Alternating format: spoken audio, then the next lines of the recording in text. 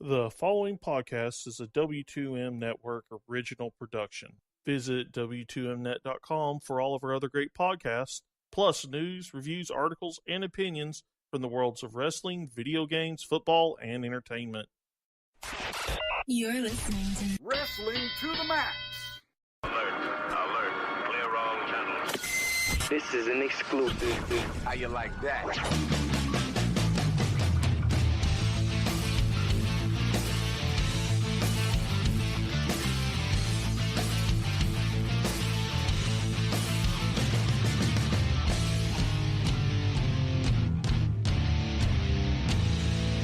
And your hosts, Gary Vaughan, Sean Garmer, and Paul Leazar. Ladies and gents, that's right. It is time for us to talk NXT TakeOver Philadelphia. Yes, welcome to this Wrestling to the Max Extra, and we are so excited to be here with you tonight. This is going to be so much fun to talk about. I want to let you guys know that way and how and wherever you are, make sure you go check us out on W2Mnet.com. That's the place where you go find all these great shows like you're about to listen to and a lot more. And also don't forget to go and subscribe, rate, and review over at Wrestling to the Max or the W2M Network. Whatever one you choose, go hit that subscribe button, rate and review, and hey, do us a favor. Go check out all those great content wherever it may be, because it is so awesome to have all you guys come and find us and give us those comments and let us know what you think about all the great shows we have to offer. And don't forget our friends over at 411mania.com and lastwordonprowrestling.com. They also have some great articles when it comes to the world of wrestling, so go check them out as well. I, of course, tonight am your host, Gary Vaughan, and along with me is Mr. Paul Leazar. Heyo. And Mr. Sean Garmer. What's up, everybody? And guys, I can't tell you how excited I am about talking NXT TakeOver Philadelphia. We're coming to everyone a day later, but that's because Harry and Brandon both kind of gave us the immediate reaction for that. So, hey, like I told you before, the W2Mnet.com has everything, and of course, immediately after the show, you got an NXT TakeOver review. But we're going to do our own tonight. We're kind of getting a little time in between and kind of really mulling things over and really just kind of thinking about what we wanted to say here and reviewing the show a little bit more. So I, of course, guys, am just so excited about it. I mean, just sitting down and ready for this show. I don't know about you guys, but I was pumped. I mean, I think they did a great job in the kickoff to NXT TakeOver by giving out the awards. They had Pete Dunne come and sit down. They had some Tyler Bate talk. They also had Asuka come out. All those awards that they were giving out were kind of neat. I don't know if you guys thought that was kind of cool. I was kind of happy to see that they did give awards out in the pre-show. I mean, I liked it. Sean, what did you think about it? Did you get a chance to see it? I did not watch the pre-show, no. I did see who won awards and stuff like that. Did you agree with all the awards? I mean, we had Asuka won Female Superstar of the Year, Aleister Black won Male and Feud of the Year with the Velveteen Dream. Pete Dunne and Tyler Bate had Match of the Year for NXT. I think they pretty much hit a home run with all the stuff that they did when they come to the awards. Yeah, everything was right as far as I was concerned. I mean, Asuka left late enough that I don't think anybody would have been able to challenge what she did. And then, everything else was correct. In my view, I didn't have a problem with anything that got chosen.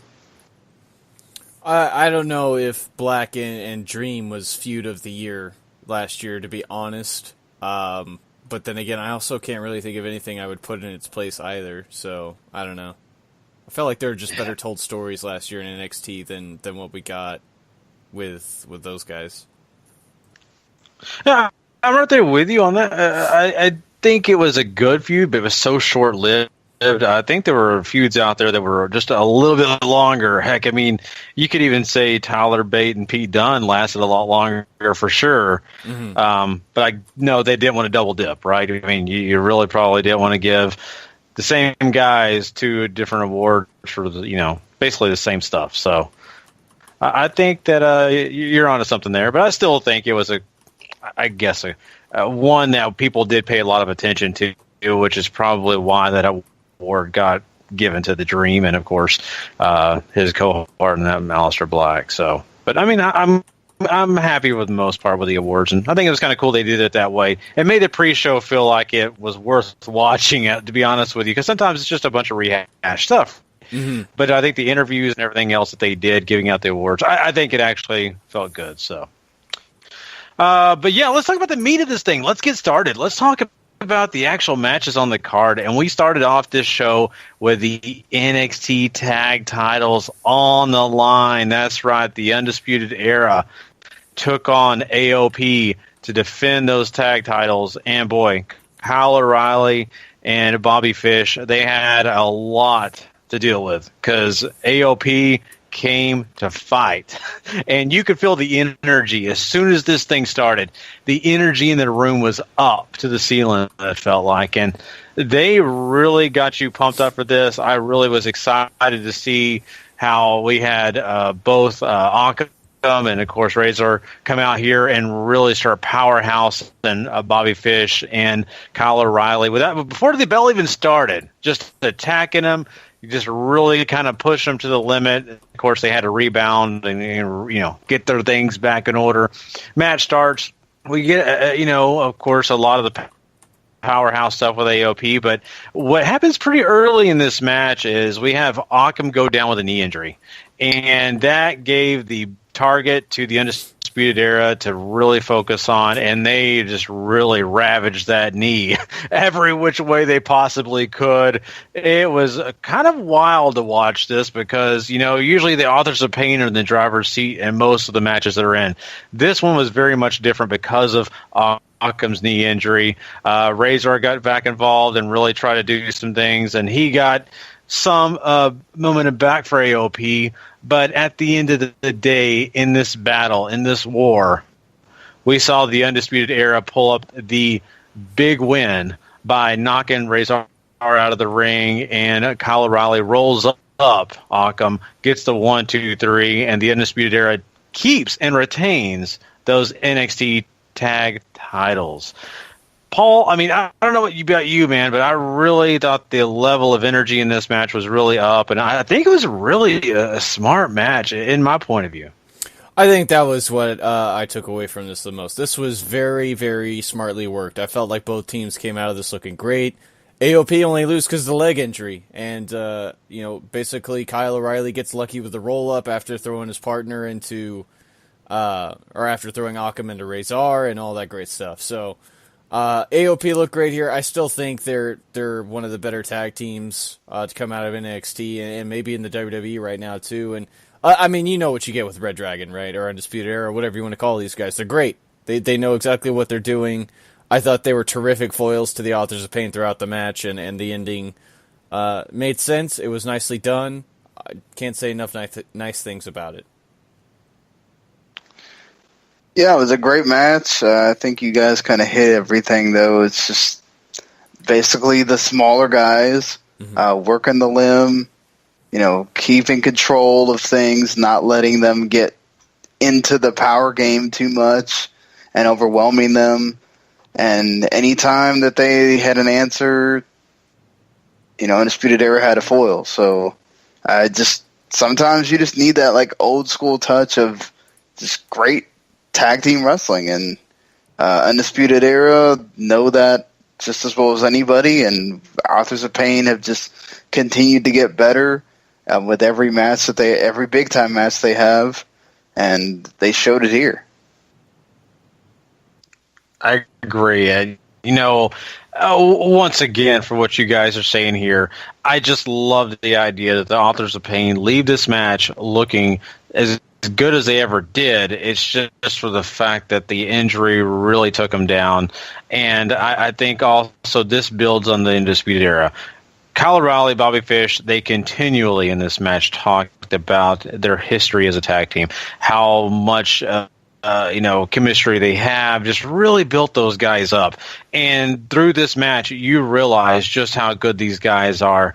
I think both tag teams walked away really honestly winners. And I think AOP has some big fish to fry coming up. And I don't know if that's, moving up to the main roster sooner than later, or if that means that we're going to see some big things coming down the line as they finish up their role in NXT, because we all know, as we saw in the crowd, War Machine is hanging out, and they're coming to town, guys, in NXT. And we've known this for a little while now, but I mean, seeing the Authors of Pain in a match like this, and then seeing War Machine, I keep thinking about how great those matches would be. So there's some good content here, and I think this is a great way to start the show. I just thought that for all the matches they could have had to start the show, I think, hey, they definitely chose the right one. So. Right. But yeah, so Undisputed Era goes and they take those tag titles to the next opponent. But we move from here, guys, and we get a chance to see the Velveteen Dream take on Cassius Ohno. And in the pre-show, just to let everybody know, we did have the Velveteen Dream do a really good promo too. I'm just going to say that if you haven't seen it, if you didn't watch it, of course you saw it on NXT TakeOver if you watched the actual show. But I love that little promo he cut. But he said that he could knock out Cassius Ohno within 30 seconds. So that gets the crowd popped up. They're ready, and of course, as soon as this match starts, we see Velveteen Dream do his best impression of a boxer, whoever you want to say he could be, Ali or Frazier or whoever, and really starts, ducking and doing the whole boxer thing. In 23 seconds, gets a good shot and knocks Cassius Ohno down, and that starts the count. But nope, Cassius Ohno does survive it, gets up, and here we go, guys. We got a match in our hands, and both these guys, I mean, really did a great job with, it was pretty much a 50-50, but I think athletically, they really put on a good performance here. I was really happy to see what we got. I think it lived up to the expectations you could expect out of it. And in the end, we do have Velveteen Dream getting the victory. But, I mean, Cassius Ohno doesn't walk away looking too awful. I mean, Sean, watching this match, what did you think about it? I mean, I thought Velveteen Dream just did an excellent job. Yeah, he delivered again. This was another one of those where if you're for some reason not sold on Velveteen Dream, I think he did a good job of showing you, hey, this is what he brings. And he brings fire. He brings the character, which the crowd was nuts for him. I mean, it's insane.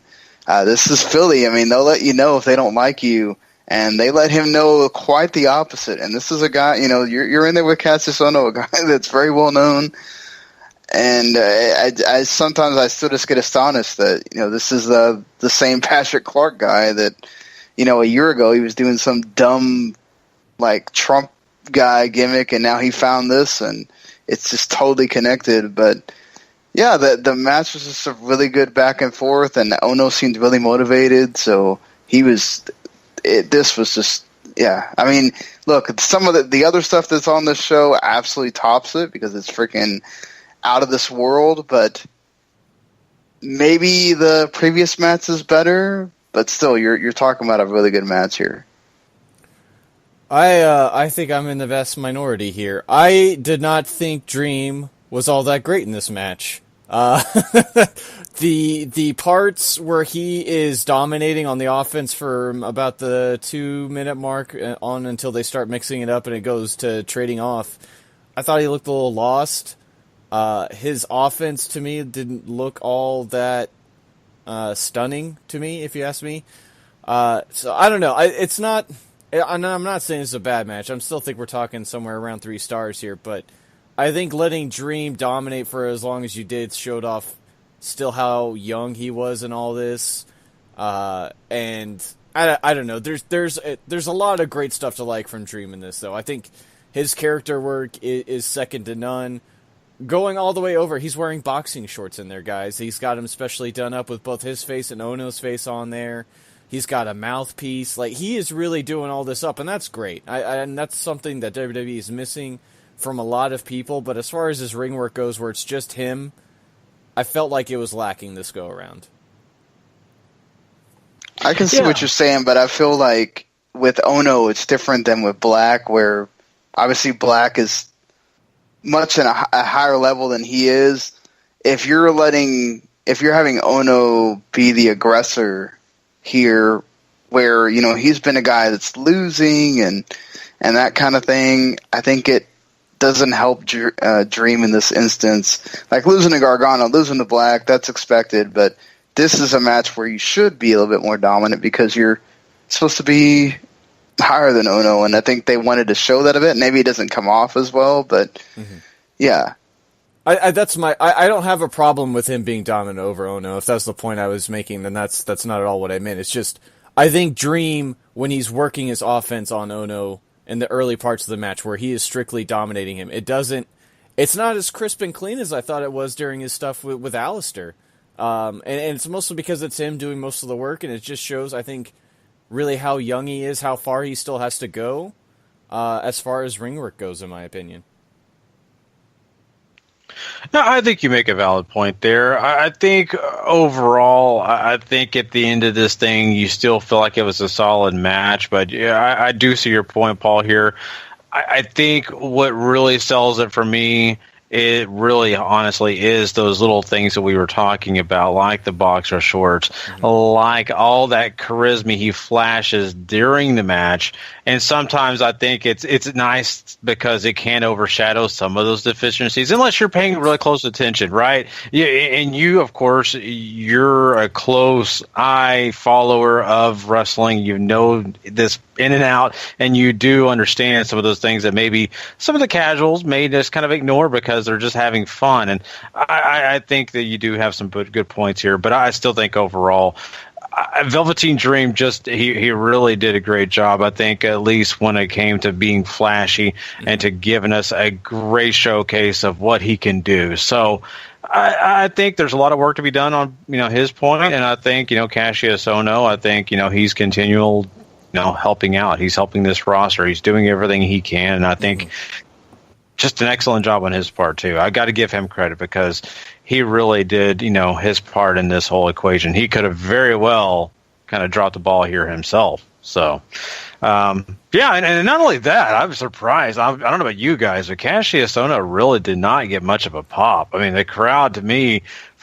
I was just a little surprised. At least I didn't feel like it. Maybe on my end it was a little different, but I was surprised the crowd didn't get more into the oh no stuff. So they were firmly in that Velveteen Dream corner from the second his music hit. I'm a big Cassius Ohno fan too, but everybody is so, I think, taken with what Dream has been able to accomplish in the last 4 months that's where the wind's blowing right now, Yeah, and much credit to Velveteen Dream. I mean, he's doing that himself. There's no one else. I mean, there are people helping him. He's getting it over, though. There's no one else holding his hand throughout this entire process. So, congratulations to Velveteen Dream for getting another big win. I think that was great for him. Let's move on and talk about the NXT Women's title here. And we have Ember Moon and Shayna Baszler. Those two are going to go at it, and they sure do. And we have, pretty much at the beginning here, Ember Moon, I would almost say, trying her best to stay away from getting too close to Shayna Baszler. It doesn't end up working out too well for a minute here. Then she breaks out, gets some drop kicks on, and Shayna Baszler is knocked down to the ground. But it doesn't take long for Ember Moon to have her arm injured. Yeah, that's right. She gets it stomped on, just like we've seen Shayna Baszler do in the past. And that injures the arm. That gives Shayna Baszler the opportunity to focus on that arm and to really wear it out with many submissions. And this becomes pretty much a theme throughout this entire match of Ember Moon trying her best to survive and to stay, awake, stay relevant, stay around the ropes, do whatever she can to make sure she can get out of the arm bars and all the other submissions to the arm. And she does get away eventually here, and we do get a chance to see her hit the Eclipse, but that one arm eclipse still isn't enough because she is injured too bad to even cover Shayna Baszler, which leads to more danger, and that gets her pretty close to losing in a submission, but she does not. She's able to roll over and pin Shayna Baszler for the 1, 2, 3. So Ember Moon does retain her title with one arm, but it was a battle to the end. It was not a match that was really for the faint of heart if you really felt the injury that Ember Moon was dealing with.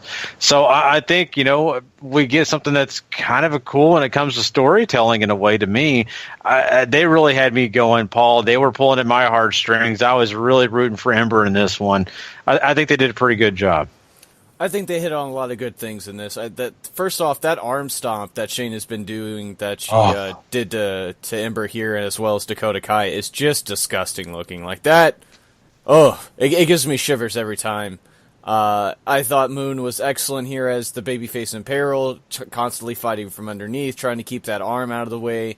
Shayna was doing what she did best, and that's working the injury, playing her up her game plan, assaulting Moon every chance she got, so far as to even take it into the post-match and choke her out after she loses, too. So this was exactly what I thought it was going to be. I don't think there's any problem with that at all.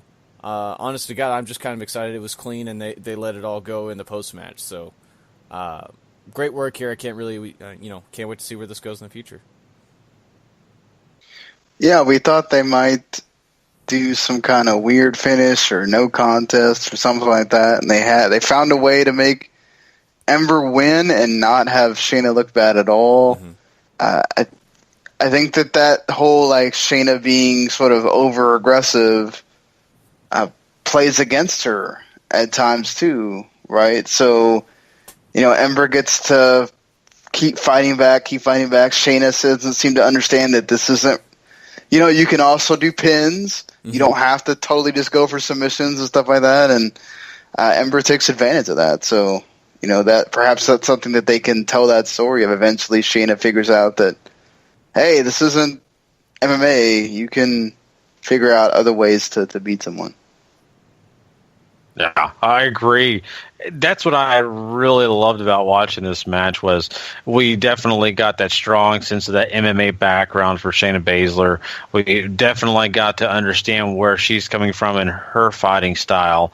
But not only that, you see how tough Ember Moon has become, right? Mm-hmm. I think for a long time we've seen Ember Moon and thought, well, she's on the cusp. She's right there. She can do anything. It's just she falls a little short. We've seen that against her and Asuka. Just she never could overcome it. And then now through that and through those battles with Asuka, it's almost like her toughness and her ability to stay going, the stamina, she's built it up. And in such a difficult matchup against someone who's injured her, who is putting her through the ringer, she's able to survive. And, you even have later on in a promo, Shayna Baszler say that. She goes, well, Ember Moon really didn't win.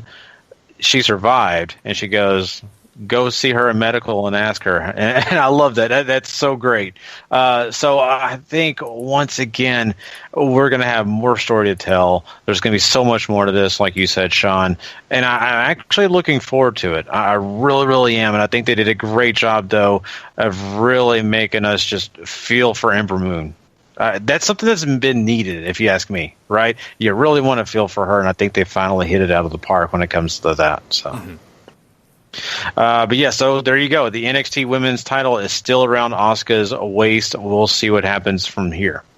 Let's talk about this Extreme Rules match, and boy, what a place to do an Extreme Rules match at Philadelphia.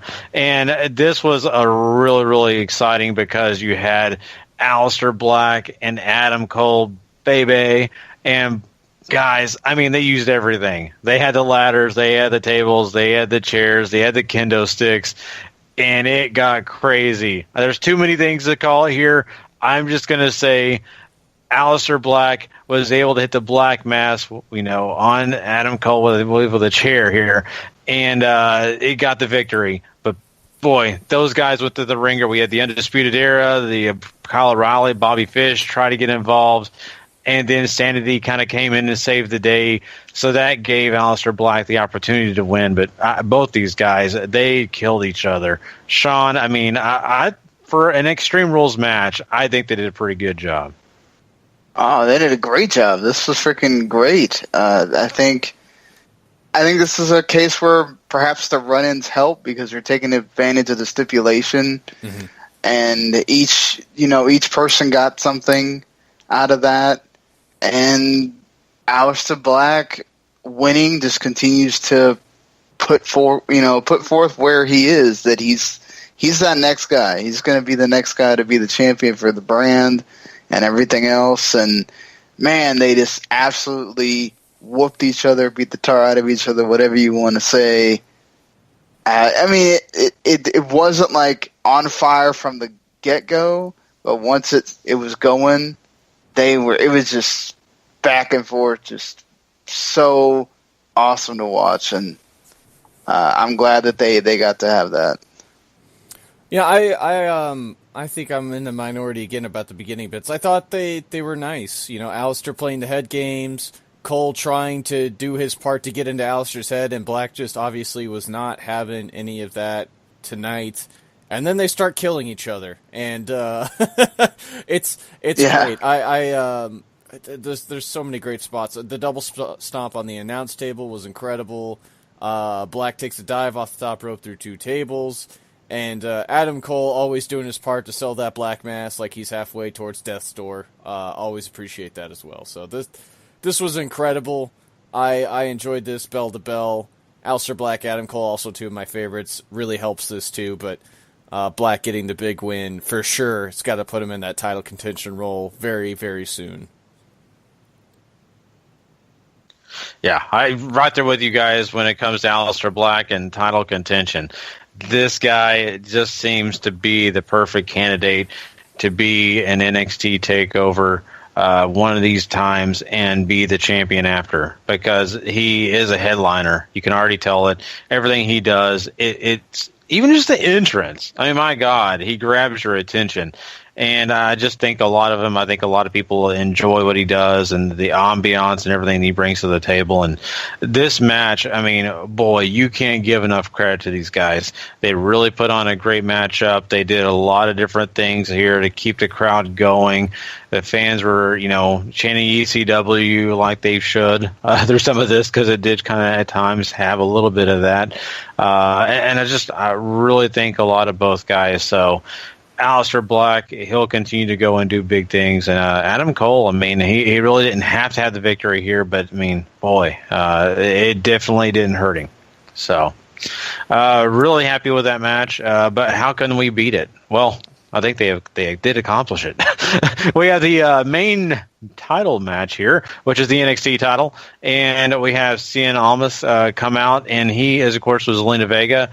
And they are ready. And there comes Gargano also to take on the champ. And we have Candice LeRae, of course, in the audience, Gargano's wife. And she's watching to see if her husband can finally accomplish the goal that he has set out to do.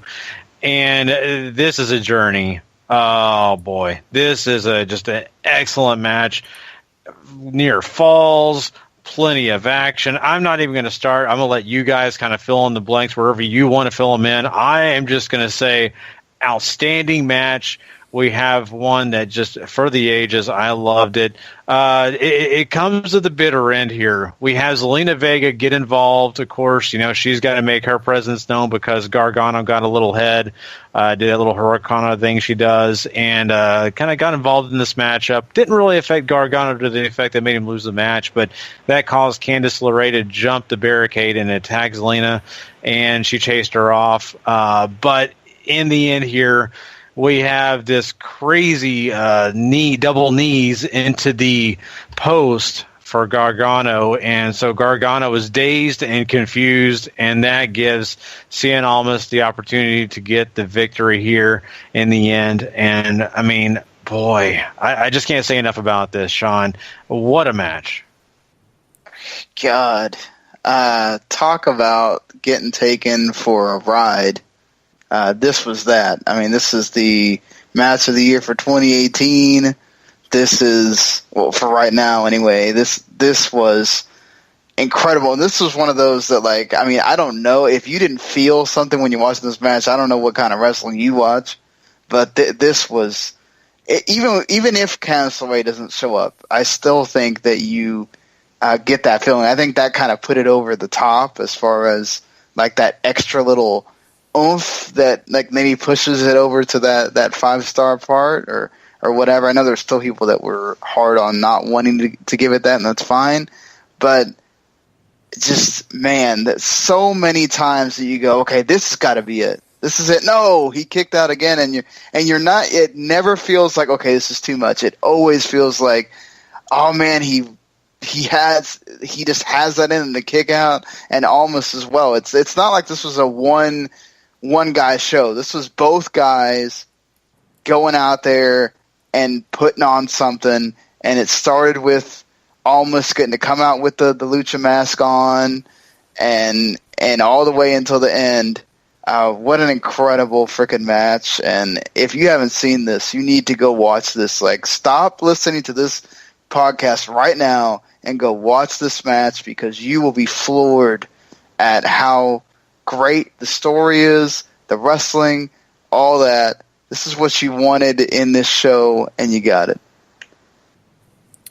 I mean, 5-star special if I've ever seen one, guys. This was unbelievable. 32 minutes of just spectacular wrestling, incredible storytelling. This had everything you wanted. Johnny Gargano, maybe one of the hottest underdog baby faces to come since the Daniel Bryan run.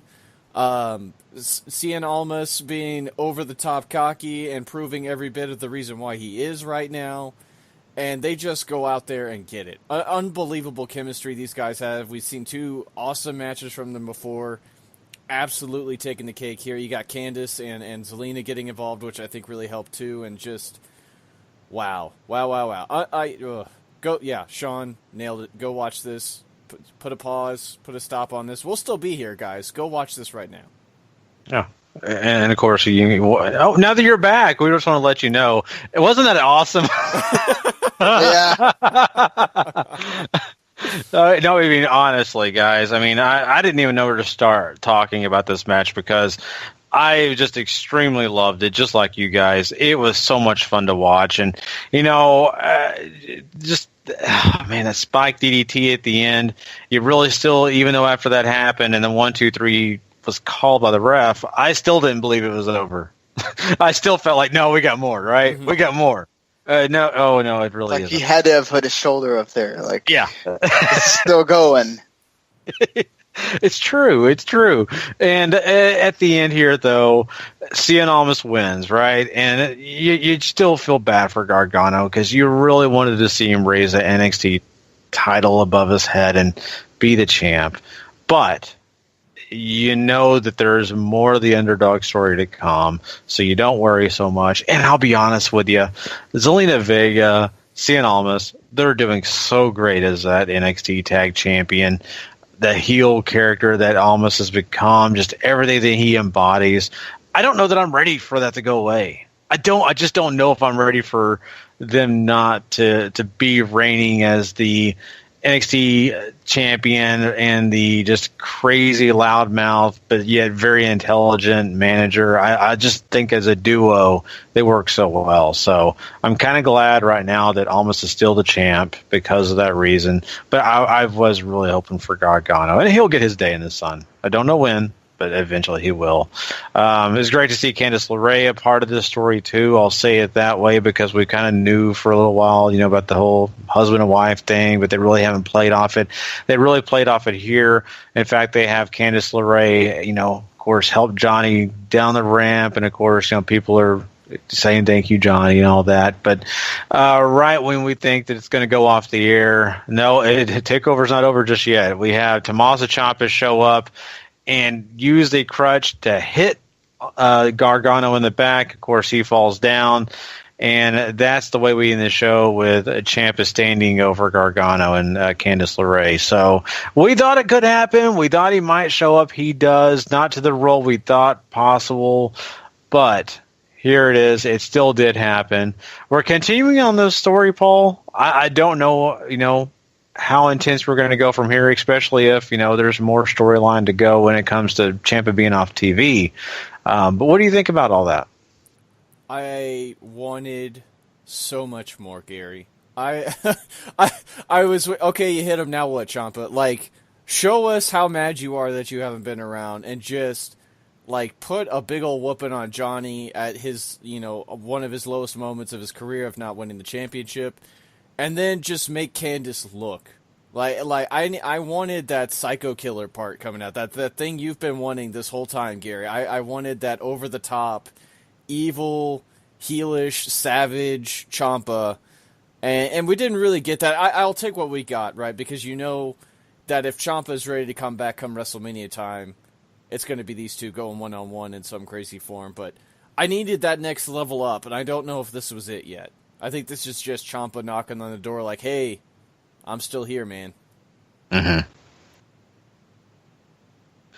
Yeah. Yeah, this was like just, he's back, and he's ready to show it. I enjoyed this for what it was. I think it just puts more emphasis on the whole that Johnny just, even in moments of defeat, just can't even be sad about that, because you got to have Ciampa just lay into him and knock him out.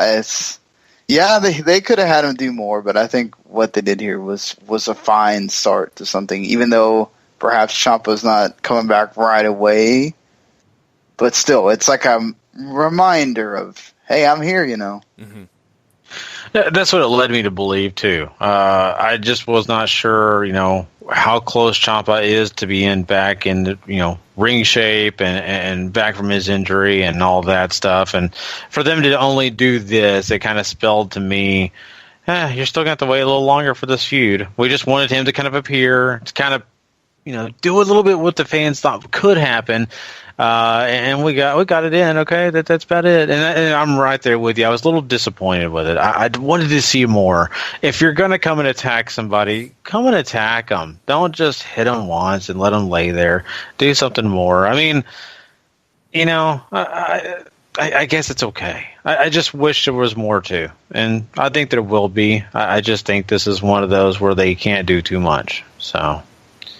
But not a bad way to end the show. I mean, you now have Gargano maybe transferring from, worrying about the NXT title to going back and worrying about Tommaso Ciampa, which, when will the payoff be? We don't know. So, but yes, really quickly before we end the show tonight, we're going to make sure we do kind of throw out this. We did also, besides War Machine, show Ricochet and EC3 out there in the crowd. Of course, they did mention Candice LeRae had signed as well.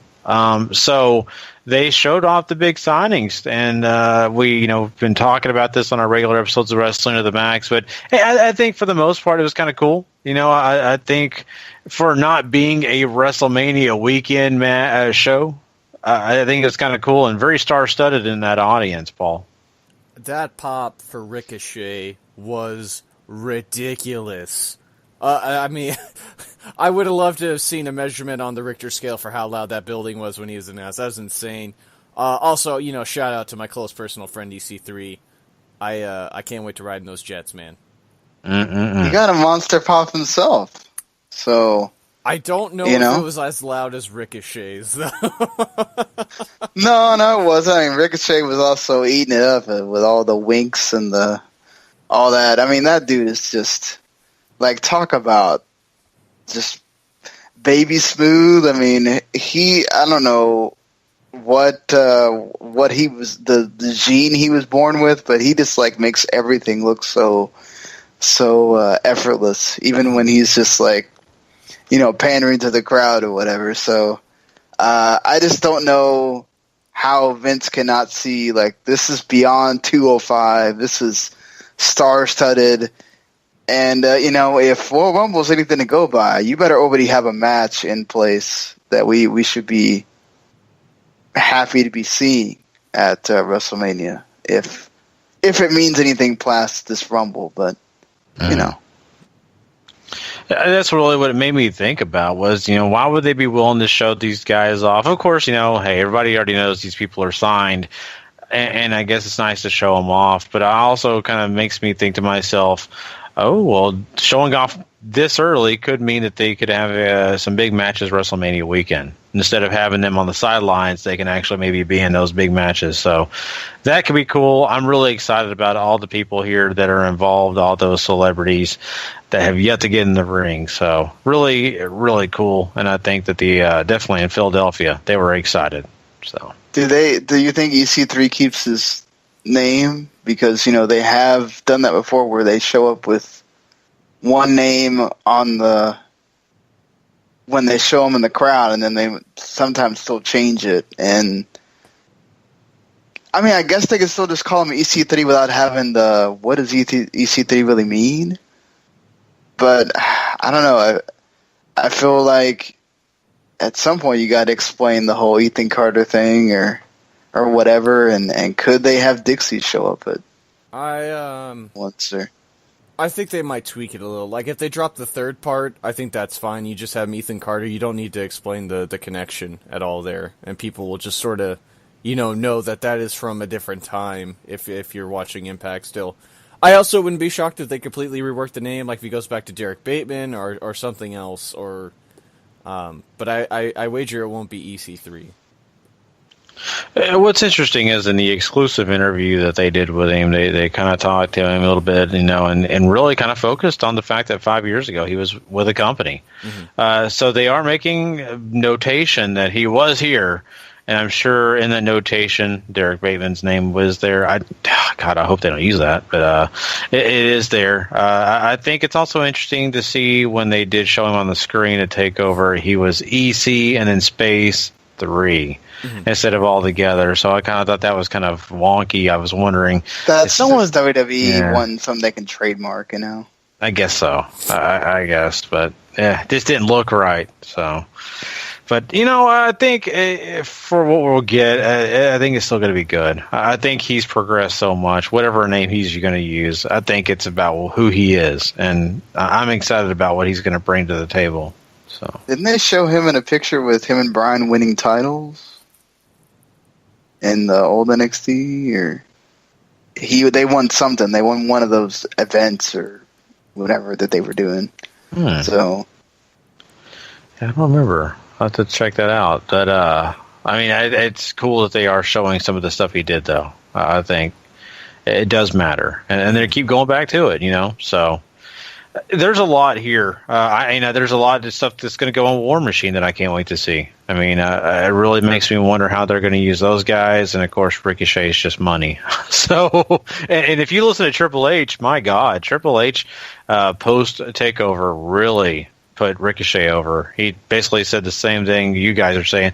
He's just, if you haven't seen this guy, you're nuts. This guy's amazing. So. Mm-hmm.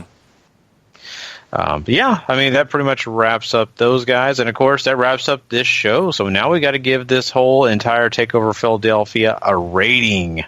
Oh, what are you going to go with, Sean?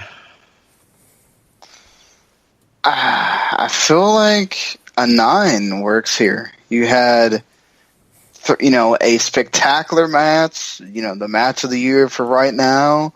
You had 2 great matches.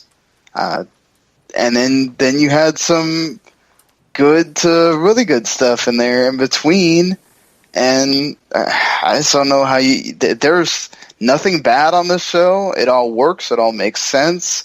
Storyline-wise, I mean, when we're sitting here breathless about a match at the end, and then, you also had the Extreme Rules match too, this was one of the, I think, maybe not every match was like spectacular or whatever, but I think as a whole, it's just one of the, again, they keep topping themselves. It's amazing.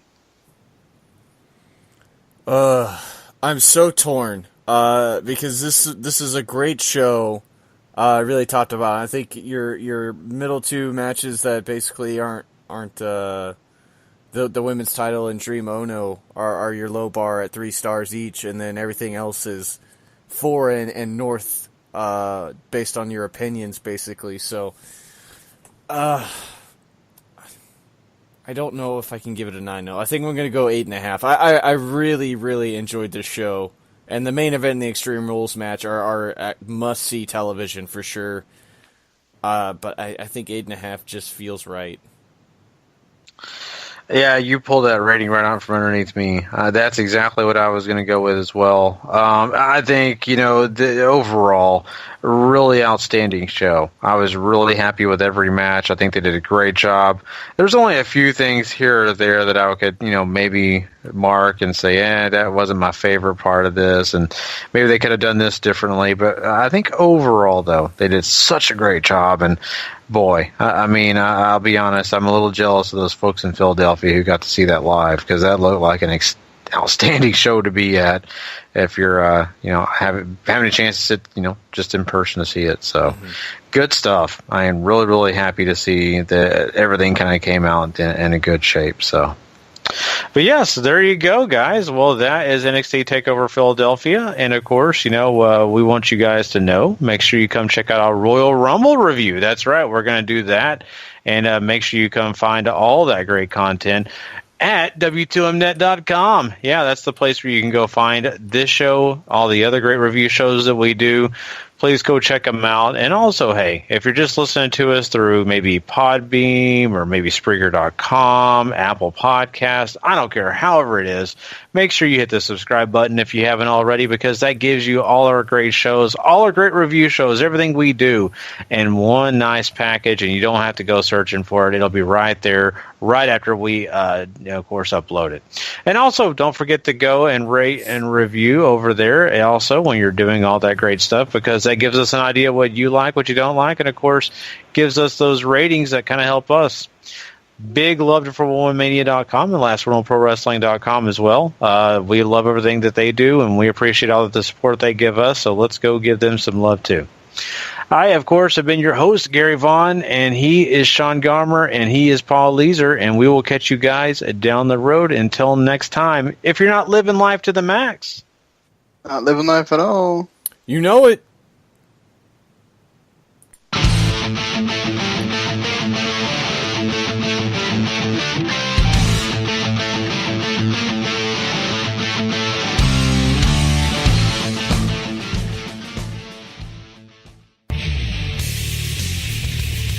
The previous podcast is a W2Mnet.com original podcast. For more great content like this, go to W2Mnet.com for the worlds of wrestling, video games, entertainment, and sports.